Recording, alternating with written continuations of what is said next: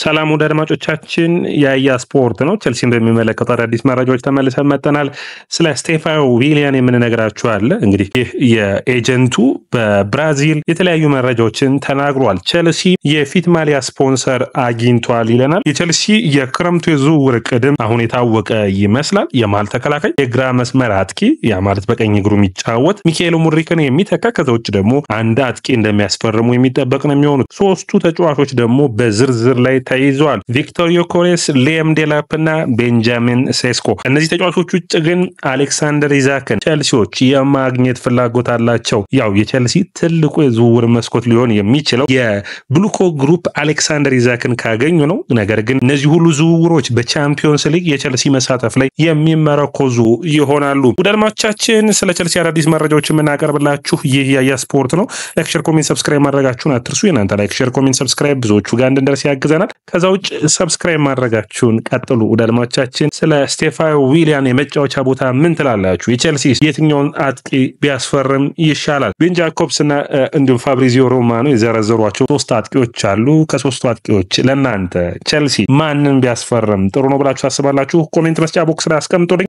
ይህ ያያ ስፖርት ነው። የመጀመሪያው መረጃችን የሚሆነው እንግዲህ ቸልሲና ስቴፋኖ ዊሊያንን ይመለከታል። ይህ በብራዚል ብሔራዊ ቡድን ብቻ ሳይሆን በፓልሜራስ እንደዚህ አይነት ተጫዋች ታይቶ አይታወቅም የተባለለት በተለይ ደግሞ ከወደ ብራዚል የሚወጡ መረጃዎች ከኔይማር ጁኒየር በኋላ ብራዚል ያወጣችው ምርጡ ተጫዋች ነው ይሉታል። ይህ ድንቅ አጥቂ እንግዲህ በሚቀጥለው ዓመት የሚመጣ ይሆናል ወደ ቸልሲ። በቸልሲ ግን ኤጀንቱ ለብራዚል መረጃ እንግዲህ ወይም ለብራዚል ጋዜጦች በሰጠው አስተያየት ላይ ተጫዋች ወደ ቸልሲ የመጣበት አንዱ ምክንያት የ10 ቁጥር ሚና ቸልሲ ሊሰጠው ፍላጎት አለ የሚል ነው። ያው እንግዲህ እንደ ቡድኑ የሚታይ ነው። አንዳንዴ ግን የኤንዞ ማሬስካ አጨዋወት ለስቴፋኖ ዊሊያን ይሆናል አይሆንም የሚል ራሱ ሌላ ክርክርን የሚያስነሳ ይመስለኛል። ነገር ግን ለኮል ፓልመር ረፍትን የሚያመጣ ይመስለኛል። ምክንያቱም መግባባት የሚችሉ የተሻለ የሆነ መናበብን መፍጠር የሚችሉ የኳስ ክህሎታቸው መጣመር የሚችልን ውህደትን የምናይ ይሆናል። ከዛ ውጭ ማድዌኬን ኮል ፓልመርን ማሳረፍ የሚችል ይሆናል ስቴፋኖ ዊሊያን። በሚቀጥሉት ዓመታቶች ደግሞ ጆቫኒ ኩንዳ የሚመጣ ከሆነ ከነ ማድዌኬ ጋር በአጠቃላይ ፉክክሩ በቸልሲ ቤት በተለይ የቀኝ መስመሩን በሚመለከት ጠንካራ ሆኖ የሚቀጥል ይሆናል። የኮል ፓልመር የ10 ቁጥር ሚናነት በጨዋታዎች ውስጥ ቸልሲ ተቀያያሪ አይነት ሚና እንዲኖረው ያደርጋል። ከማድዌኬና እንዲሁም ደግሞ ፓልመር በዘንድሮ ድራማ ሲቀያየሩ አይተናል። ስቴፋኖ ዊሊያን ከሁለቱም ቦታ ጋር መቀየር የሚችል ነው። ሀፍ ስፔሱ ላይ መገኘት፣ ከርል አድርጎ ማስቆጠር፣ ድሪብል ማድረግ፣ ስፔሶችን መፈለግ በጣም የሚወድ አይነት ተጫዋች ነው። በህፃነቱ ጀምሮ ሜሲን ይመስላል የሚሉ ብዙ ጥያቄዎች አሉ። ምክንያቱም የድሪብል ክህሎቱና ጨዋታ የሚያነብበት መንገድ። ስለዚህ ከአጥቂው ከኒኮላስ ጃክሰን ጋር ፓልመር በሚቀያየርበት ጊዜ ወደ 10 ቁጥር ሚና መምጣት ላይ የተለየ ክህሎቱን የሚያሳይ ይሆናል ተብሎ ይታሰባል። ነገር ግን የስቴፋኖ ዊሊያን በዚህ ቦታ ላይ መጫወት ጥሩ ድልን የማይፈጥረው የጃኦ ፌሊክስ እና የክሪስቶፈር ንኩኩ ቡድኑን የሚለቁ ይመስለኛል። በክረምቱ የዝውውር መስኮት ሁለቱ ሲለቁ የሚጠበቀው የሚሆነው ፓልመርን ረፍት የሚሰጠው ነው የሚሆነው። ስቴፋኖ ዊሊያን ረፍት ይሰጣል፣ ለማድዌኬም ረፍትን የሚሰጥ ይሆናል። ከዛ ውጭ ፔድሮ ኔቶም እንዳለ መረሳት የለበትም። ስለዚህ የቡድኑን የተሻለ የማዋቀር አቅም ይኖራል። ስቴፋኖ ዊሊያን በጣም ጥሩ ተጫዋች ነው። ስኪሉ በጣም ይበል የሚያሰኝ ነው። ነገር ግን የእንግሊዝ ፕሪሚየር ሊግ በተለይ ደግሞ ከእንግሊዝ ፕሪሚየር ሊግ ወደ ስፔን እንኳን ቢሄድ የተሻለ ብቃቱን ያሳያል ብዬ አስባለሁ። ምክንያቱም ለታዳጊ ከብራዚል ሊግ ለሚመጡ ተጫዋቾች የእንግሊዝ ፕሪሚየር ሊግ በጣም ጠንካራ ነው። ዳልማቻችን ለምን ካላችሁ የእንግሊዝ ፕሪሚየር ሊግ የሚጠይቀው ኢንተንሲቲና እንዲሁም ይሄ ማለት ፍጥነትና በጣም የአካል ብቃትን የሚጠይቅ ሊግ ነው። ስለዚህ ያንን መላመድ ግድ ይለዋል። ከዛ ውጭ በፖዚሽናል ፕሌይ ወይም ቦታቸውን ይዞ በመጫወት ላይ በጣም ያተኩራል። ስለዚህ ይህንን ሁኔታ ኤንዞ ማሬስካ ማሻሻል ያለባቸው ይመስለኛል። በተለይ ለፓልመርና ለስቴፋኖ ዊሊያን የተሻለ የመጫወቻ ሚናን ቢሰጡ በመከላከሉ ረገድ የተሻለ ሽፋኖችን የሚሰጥ በሁለት አማካኞች መጫወት የሚችል ከሆነ ቸልሲ ውጤታማ የሚሆን ይመስለኛል። ዳሪዮ ይስጎ፣ ካይሴዶ በአማካኝ መስመሩ ላይ የተለየ ሚናን የሚያሳዩ ይሆናል። ለቸልሲ የስቴፋኖ ዊሊያን መምጣት በጣም አስፈላጊ ሆኖ ይታያል። እንግዲህ ከሀገራት ጨዋታ መልስ የመጨረሻዎቹን ጊዜያቶች የሚቆይ ይሆናል። በክረምቱ ለዓለም ክለቦች ዋንጫ ወደ አሜሪካ የሚሄደው ቡድን ውስጥ ይቀላቀላል ተብሎ የሚጠበቅ ነው የሚሆነው። በቀጥታ ወደ እንግሊዝ ፕሪሚየር ሊግ ቋሚ አሰላለፍ ላይ መምጣት የሚችል አይመስለኝም። ቢያንስ የመጀመሪያዎቹን 6 ወራት እየተቀየረ እየገባ የእንግሊዝ ፕሪሚየር ሊግ መልመድ ቢችል ከዛ ውጭ በሁለተኛው አጋማሽ በኋላ ግን ጥሩ ሚናን መወጣት የሚችል ነው። ነገር ግን ማታሰልጥነው አይነት ታለንትድ የሆነ ፕሌየር ነው ማለት ከዚህ በፊት በኔይማር በሜሲ ላይ ያየ ነው። ፒውር ታለንት ነው፣ ምንም እንትን የሌለው በእግር ኳስ በትሬኒንግ ሜዳዎች ላይ ኢንቴንሲቲን ቦታውን አሳይተው ሳይሆን ኳስ ካገኘ ብቻ በጣም የሚጫወት ነው። ስለዚህ ለቸልሲ ከፓልመር ቀጥሎ የቡድኑን የሚስብ ነው የሚሆኑት። በእንግሊዝ ፕሪሚየር ሊግ የሚጠበቅ የሚሆነው በሁለትና በሶስት ተጫዋቾች ለመያዝ ሙከራ የሚደረግ ይሆናል። ስለዚህ ለነ ፓልመር ሽፋንን ክፍተትን የሚፈጠር ይሆናል። ሌላኛው የሚሆነው እንግዲህ ለቸልሲ ደጋፊዎች ጥሩ ዜና የሚሆነው የቸልሲ የማሊያ ስፖንሰርን የሚመለከት ነው። ፊት ላይ የማሊያ ስፖንሰር እንደሌላቸው ይታወቃል። ስለዚህ FPT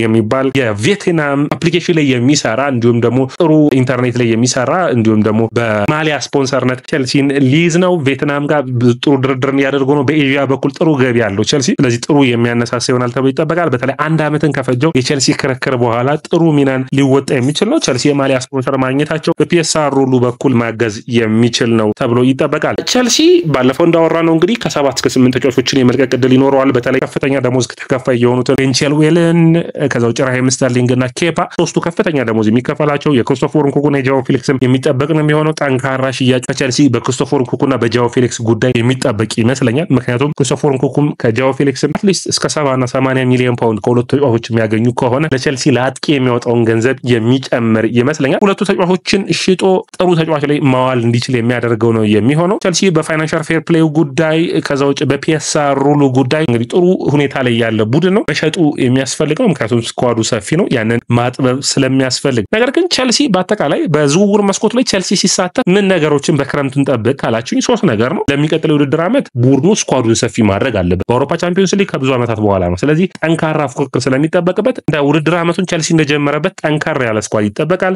የተጫዋቾችን ጥቅም የሚያስከብር በቻምፒዮንስ ሊግ የሚሳተፍ ከሆነ የተሻለ ደሞዝ ከፋይ ሆኖ መቅረብ ያለበትም ይመስለኛል። ምክንያቱም የተሻለ ገንዘብን ከፍሎ የሚቀርብ ካልሆነ የተሻለ ዋጋን ሌሎች ቡድኖች ሊቀሙት ይችላሉ። ስለዚህ ደሞዝም የተሻለ አድርጎ የተሻሉ ተጫዋቾችን ማምጣት ያስፈልጋል። 1 2 3 የሚባሉ ልምድ ያላቸው ተጫዋቾችን ከዛ ውጭ ፒኤስአር ሩሉና ፋይናንሻል ፌር ፕሌይን ደግሞ አክብሮ በዝውውሩ ላይ መሳተፍ ይጠበቅበታል። ቸልሲ እንግዲህ በዋናው ቡድን ውስጥ ኢሱጎ እንደሚቀላቀል ይታወቃል። ነገር ግን በኢሱጎ ጉዳይ ላይ በውሰት የመሄድ ፍላጎትም ሊኖር ይችላል የሚሉ መረጃዎች እየወጡ ይገኛሉ። እንግዲህ ቸልሲ ክረምቱ ከዛ ውጭ በቅድመ ውድድር ጨዋታዎች ይህንን ተጫዋች ካየው በኋላ ነው እንግዲህ ውሳኔዎቹ የሚጠበቁት። በዝውውር መስኮቱ ላይ ጆቫኒ ኩንዳን አስፈርሞ ነበር። የጆቫኒ ኩንዳ ዝውውር የኢሱጎ ዝውውር አሁን የሚከፈል ነው። የጆቫኒ ኩንዳ ግን በሚቀጥለው ውድድር ዓመት ጀምሮ ነው ክፍያው የሚጀምር። ስለዚህ የቸልሲ የክረምቱን የዝውውር ዕቅድ የሚነካ አይሆንም። ከሚቀጥለው ዓመት ጀምሮ በ5 ዓመታት የሚከፈል ገንዘብ ነው የሚሆነው። ስለዚህ ይህ አሳሳቢ የሚሆን አይደለም ለቸልሲ የክረምቱ ዝውውር። ቸልሲ በክረምቱ ከሚጠብቋቸው ነገሮች አንዱ አንድሬ ሳንቶስን ነው። አንድሬ ሳንቶስ በጥሩ ፐርፎርማንስ ላይ ይገኛል በስትራስቡርግ ምንም ጥያቄ የሌለው። በኔ እይታ ኤንዞ ፈርናንዴዝ ትንሽ ፈራ ማለት ይጠበቅበታል። ምክንያቱም ጥሩ ብቃቱን እያሳየ ነው፣ ጎል እያስቆጠረ ነው። የላምፓርድ እና የኢሴንን የሚመስል ከአማካይ ክፍል እየተነሳ ጎሎችን የሚያስቆጥር የቸልሲ ጥሩ ተጫዋቾችን ባለፉት ጊዜያቶች አላገኘም ነበር። አሁን ሌላኛውን ተጫዋች ያገኘ ይመስላል። አንድሬ ሳንቶስ በጥሩ በሚባል ሁኔታ ከኤንዞ ፈርናንዴዝ ጋር በ8 ቁጥር ሚና ጠንካራ ተፎካካሪ ሆነው የሚመጡ ይሆናል። በመሀልም ጥሩ ፐርፎርማንሳቸውን ማሳየት የሚችሉ ነው። ቸልሲ የአንድሬ ሳንቶስ መምጣት የኢሱጎ መምጣት በአማካይ መስመሩ ላይ ሌላ ተጫዋችን የሚያስፈርም አይመስለኝም። ነገር ግን 3ቱ ቦታዎች ላይ ክሪቲካል ማስፈረምን ያሰቡ የሚሆኑ መረጃዎች ወጥተዋል። አንደኛው ጥሩ የሆነ ልምድ ያለው የማል ተከላካይ እንግዲህ ከተገኘ ሁጅሰን ከበርንሞስ ካልሆነ ደግሞ የክሪስታል ፓላሱን ማርክ ጉሂን ለማምጣት ልምድ ያለው አምበል መሆን የሚችል አይነት ተጫዋችን ማምጣት በተለይ ለፎፋናን ሽፋን የሚሰጥ ኮልዊልን በኃላፊነት እንዲመሩ የሚያደርጋቸው ከዛ ውጭ የግራ መስመር አጥቂ የሚተካ ማለት ነው ቴሎ ሙድሪክን የሚተካ መስመሮች ላይ ጥሩ የሚጫወት ተጫዋችንም ለማምጣት ያስባሉ። አጥቂ ደግሞ ይፈልጋሉ። አጥቂም በሚመለከት ቤን ጃኮብስ እና እንዲሁም ደግሞ ፋብሪዚዮ ሮማኖ 3 ዝርዝሮችን አወጣዋል። አንደኛው የሚሆነው ቪክተር ዮኮሬስ ነው። እንግዲህ ባለፉት ቀናቶች ውስጥ 2 ከስፖርቲንግ ሊዝበን ቸልሲ ተጫዋቾችን ማስፈረሙ የሚታወቅ ነው። አንድ ይቀራል፣ እሱም ቪክተር ዮኮሬስ ነው። ሌላኛው ሊያም ዴላፕ ከኤፍሲ ታውን ቤንጃሚን ሴስኮን ጠንካራ ፍክክር አድርገው ከአርቢ ሌቪንግ ይህንን ተጫዋች ማምጣት ነው። ቸልሲ በእነዚህ ዝውውሮች ላይ በእነዚህ ሁኔታዎች ላይ መሳተፉ ግድ ይሆናል። ነገር ግን ፉክክሮቹና ሁኔታዎቹ በቸልሲ የቻምፒዮንስ ሊግ ተሳትፎ ላይ የሚወሰን እንደሆነ ማሰብ ይጠበቃል። ምክንያቱም ቸልሲ በቻምፒዮንስ ሊጉ የሚሳተፍ ከሆነ በቪክተር ዮኮሬስ እና ቤንጃሚን ሴስኮን ማምጣት ይችላል። ተጫዋቾቹ እነዚህን ጥሩ ተጫዋቾች ለማምጣት የግድ ከሌሎች ቡድኖች ፉክክር ይኖራል። ቻምፒዮንስ ሊግ ፉትቦልን ለቻምፒዮንስ ሊግ ጨዋታዎችን ለሌሎች ተጫዋቾቹ አንዱ ቸልሲን ፈልገውት እንዲመጡ የሚያደርግ ነው። ቪክተር ዮኮሬስ እና ቤንጃሚን ሴስኮ ምርጥ ብቃታቸው ላይ የሚገኙ አጥቂዎች ናቸው። ቸልሲ በውድድር ዓመቱ መጀመሪያ ላይ አጥቂ አለማምጣታቸው አንድ አጥቂ ብቻ መተማመንም ጥሩ አይደለም። በሚቀጥለው ውድድር ዓመት ቸልሲ ለዋንጫ ተፎካካሪ የሚሆን ከሆነ አንደኛ ከኒኮላስ ጃክሰን በሚጎዳበት ጊዜ አቅሙ በሚወርድበት ጊዜ ኒኮላስ ጃክሰን የሚፎካከር ሌላ አጥቂ ማምጣት ያስፈልጋል። ያንን ደግሞ የተሻለ ተጫዋች የሚሆኑት ሁለቱን ተጫዋቾች አንዱን ማምጣት ነው። ቪክተር ዮኮሬስ፣ ቤንጃሚን ሴስኮ ጥሩ ፐርፎርማንስ ነው። ሌላኛው ሊያም ዴላፕን የሚመለከት ነው። ሊያም ዴላፕ ከሁለቱ ካልሆነ ግን ዴላፕን ማምጣት ቸልሲዎች ያስባሉ። ቻምፒዮንስ ሊግ የማይሳካ ከሆነ ጠንካራ ተፎካካሪ የሚሆን ጥሩ ብቃት ያለው ተጫዋች ነው። ነገር ግን ለቸልሲ በአሁኑ ሰዓት በፍጥነት ያለውን ችግር ይቀርፋል ወይ አስቸጋሪ የሚሆን ይሆናል። ከነዚህ ተጫዋቾች በላይ ግን የቸልሲ ደጋፊዎችን ልብ ብሉኮ ግሩፕ ብዙ ራዕይ እንዳላቸው ሊያምኗቸው የሚችሉ የሚችሉት አሌክሳንደር ኢዛክ ከመጣ ነው 150 ሚሊዮን ፓውንድ ከዛ ውጭ በሳምንት ሚኒመም ከ300,000 ደሞዝ በላይ ይጠይቃል ይህንን ተጫዋች ማምጣት ምክንያቱም በእድሜው ምርጡ ወቅት ላይ ነው የሚገኘው ይህንን ሁሉ አሳምኖ ለማምጣት ግን ቼልሲ አሁንም ጠንካራ ፉክክር ከሌሎች ክለቦች ይጠብቀዋል በቻምፒዮንስ ሊግ መሳተፍ ከዛ ውጭ እንግዲህ ኒውካስትል የሚፈልጉትን ኖኒ ማዱዌኬን ክሪስቶፈር ንኮኮን አብሮ የዝውውሩ ጋር ማካተት ለቼልሲ የሚያስችል ይሆናል ይህ ያያ ስፖርት ነው ላይክ ሼር ኮሜንት ሰብስክራይብ ማድረጋችሁን አትርሱ ምን ታስባላችሁ ኮሜንት መስጫ ቦክስ ላይ አስቀምጡልኝ